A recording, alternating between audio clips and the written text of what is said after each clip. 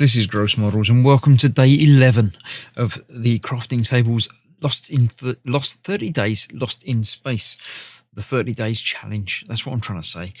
Today we are continuing with our hero board, not using the breadboard at all for the start of this week anyway. What we are using is a new component. This is a button keypad. It's 16 buttons lined up in a 4x4 grid with a nice connector on the end there. We're going to be using basically a ribbon cable, which is a male to female thing.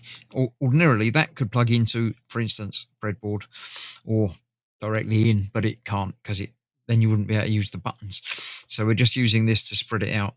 So these 8 connections need to be made onto here in the order that they're in on the board, and then these need to plug into our hero board down there. So I shall continue doing that while we have an intro from Astrid telling us about our day and seeing what goes on from there. So let's go over to our screen over there and see exactly what she tells us to do today.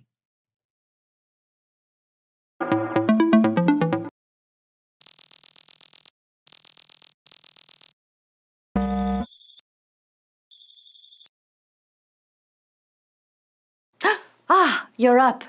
Hope you're ready for the dawn of a new day in this damp tin can that we're calling home.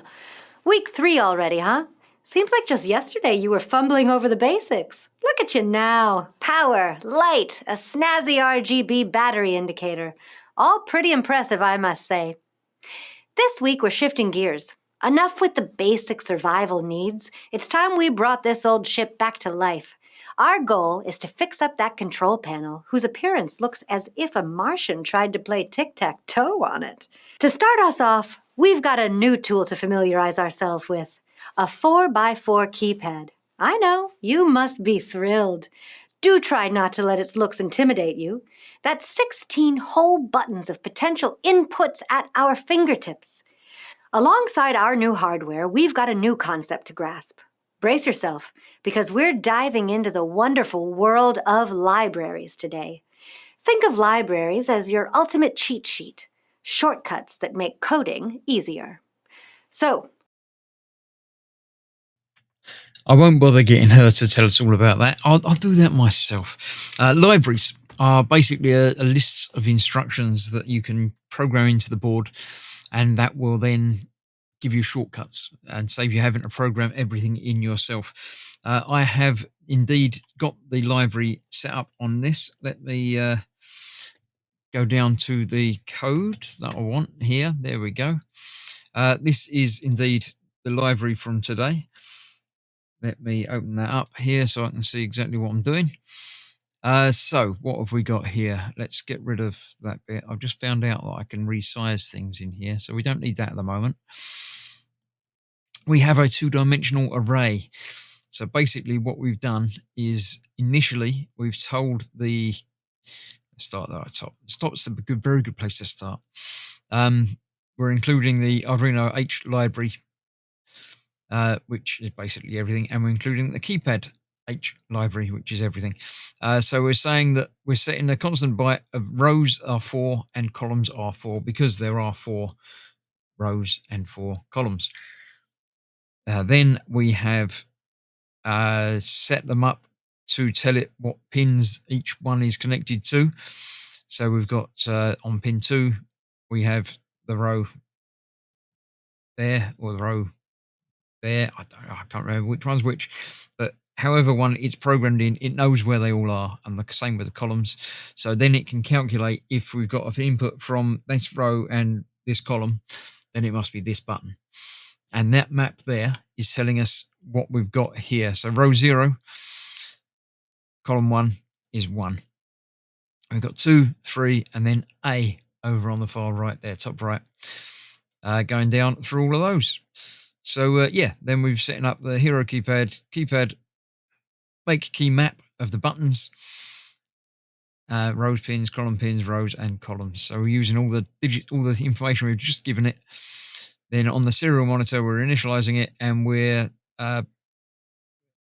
waiting until a button is pressed, basically. So when a button is pressed, we're going to print on the serial monitor the name that we've associated on this map of the serial monitor of the keypad.